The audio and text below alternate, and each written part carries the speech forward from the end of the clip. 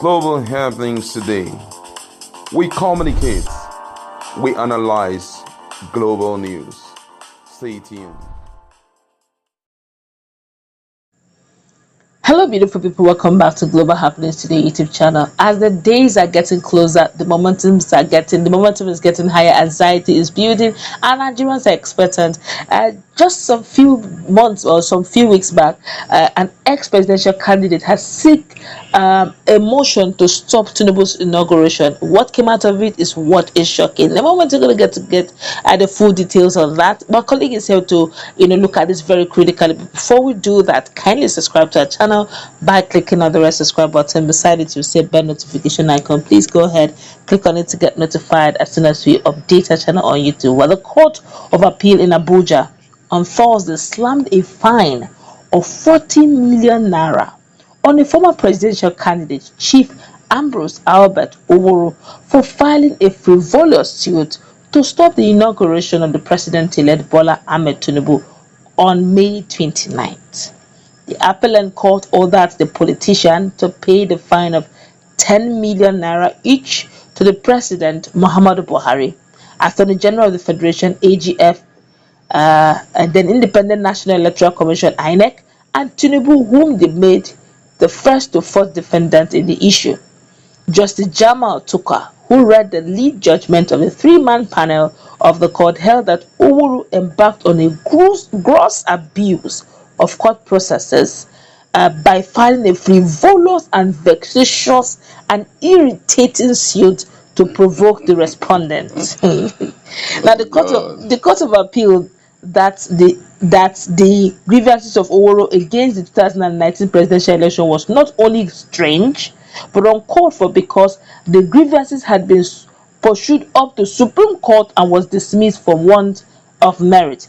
Justice Tuka said the action of Owuru to resuscitate the case that died since 2019 at the Supreme Court was aimed at making the lower court to go on collision course with the supremacy of the apex court.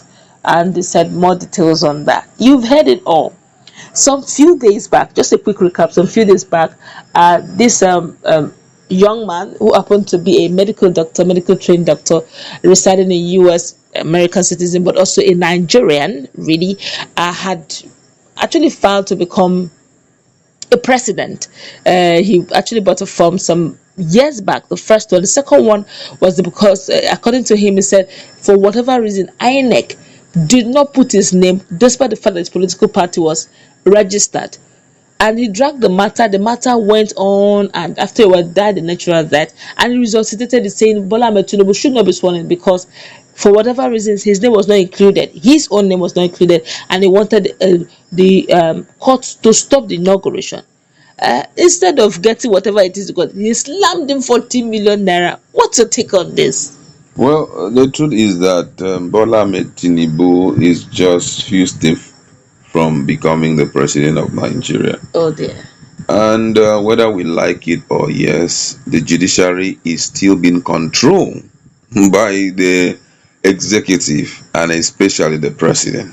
So right now, wisdom demands.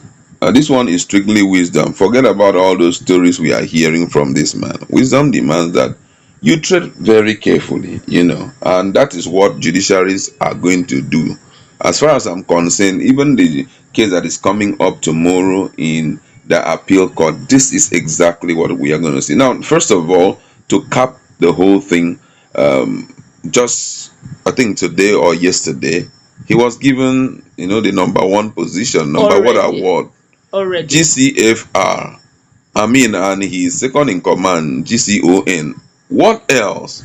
They've handed over all the required documents. It's just ceremonial. The wife has already been taken a tour of Aso Rock, her second place, and this woman has finally said goodbye. The president is already very eager to leave the throne for him, also waiting to be protected by Niger Republic and all of that. Put all of that together, you will see that I'm not trying to shut down on the possibilities of God, at this moment, because whether we like it or not, it is only God that can fix this issue. Let's be real.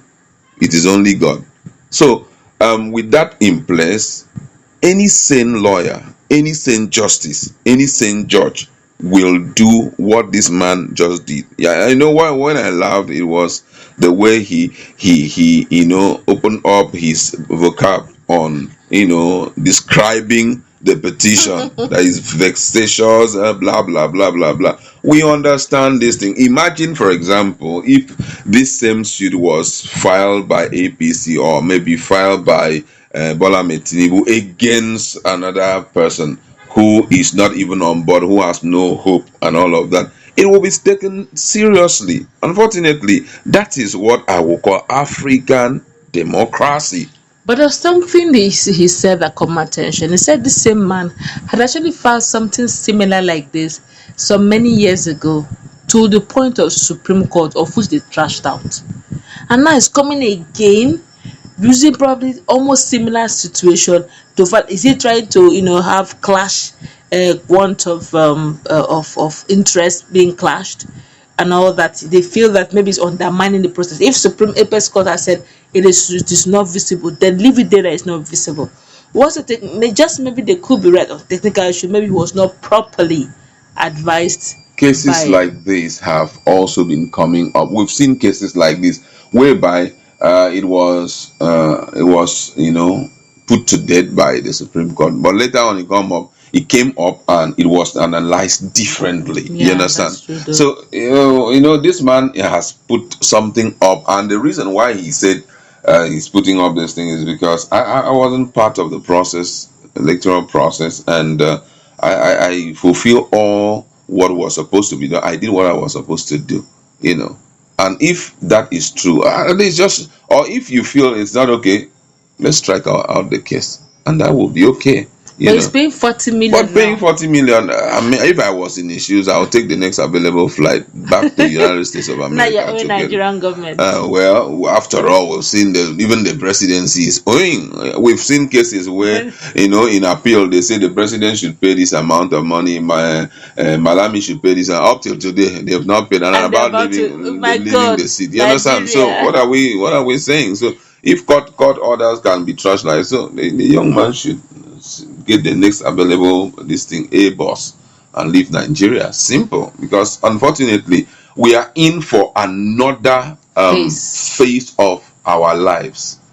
And guess what? We have to be on our knees to pray that impunity will not cripple every sense of democracy in the country. That's just it. It's already playing out. We are seeing the whole thing play out. That's why I said tomorrow's verdict on this thing. May 26 verdict. Except that justice doesn't want to go home with his money or with his gratuity or pension. You understand? So already, for me, I'm not expecting anything. You understand? I know that I have some people who are, they have so much faith and they believe so much in the judiciary. If it was the court of heaven that was handling this case, then my faith will be so strong, because I know that God is a God of righteousness. But in this situation that we have found ourselves, somebody is about to become the president, and you are running, putting water in your mouth, and you are saying things anyhow. Then whatever you're going to see, man, take it. This guy, it's already very clear that Bola Ahmed Tinubu is the president of Nigeria. Forget about this issue of president-elect and all of that.